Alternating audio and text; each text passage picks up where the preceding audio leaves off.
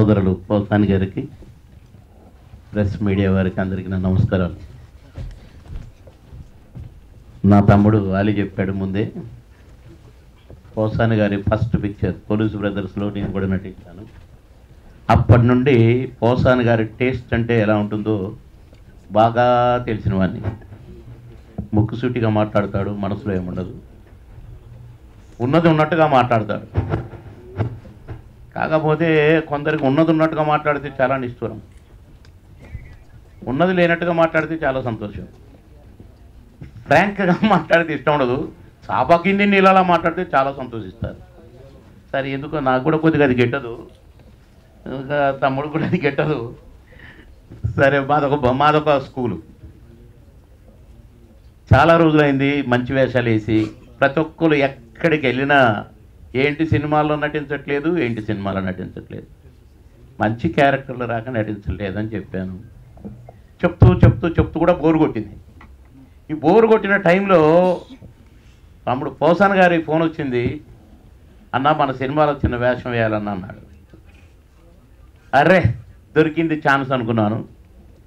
పోసాని గారి సినిమాలో మంచి క్యారెక్టర్ ఉంటేనే నన్ను పిలుస్తారని తెలుసు కనుక అబ్బా మంచి క్యారెక్టర్ కూడా దొరికింది అనుకున్నా. సరే, అది కూడా మళ్ళీ నా తమ్ముడు ఆలీ నేను కాంబినేషన్, అలాగే జీవా అన్న. ఇంకా సంతోషం, అది దమ్కా బిర్యానీ అంటారు కదా, కుండ బిర్యానీ, దమ్కా బిర్యానీ చెప్తా తమ్ముడు ఇవన్నీ తెచ్చి తినిపిస్తాడు దుర్మార్గుడు. ఆ టేస్ట్ అన్నీ అక్కడ ఉన్నాయి. ఆ బిర్యానీ దొరికింది అనుకున్నాను, అబ్బా అనుకున్నాను, చాలా సంతోషం. ఆ ఉన్న 3-4 రోజులు ఎంత ఎంజాయ్ చేశాను. నాకు కొంచెం ఒంట్లో బాగలేదు, అక్కడ తిరిగి ఆడిపోయాను.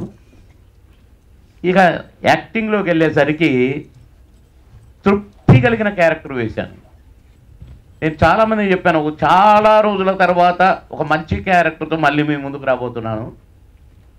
సినిమా హిట్ అయితే మాత్రం మళ్ళా జడ్జనకర జనారే అని కూడా చెప్పాను.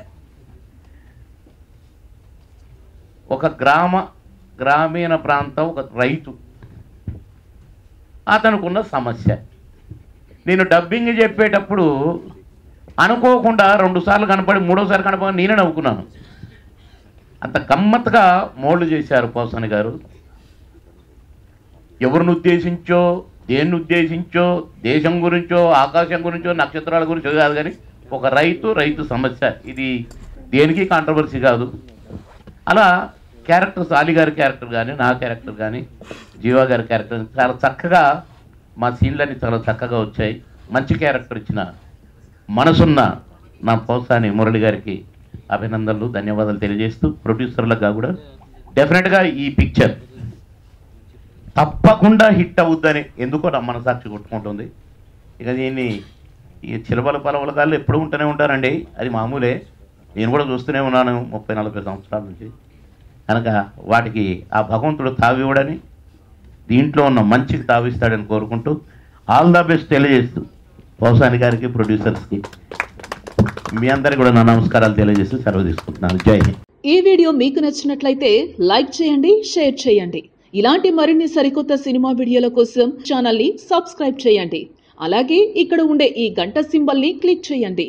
మేము అప్డేట్ చేసే ప్రతి వీడియో నోటిఫికేషన్స్ మీకు వచ్చేస్తాయి.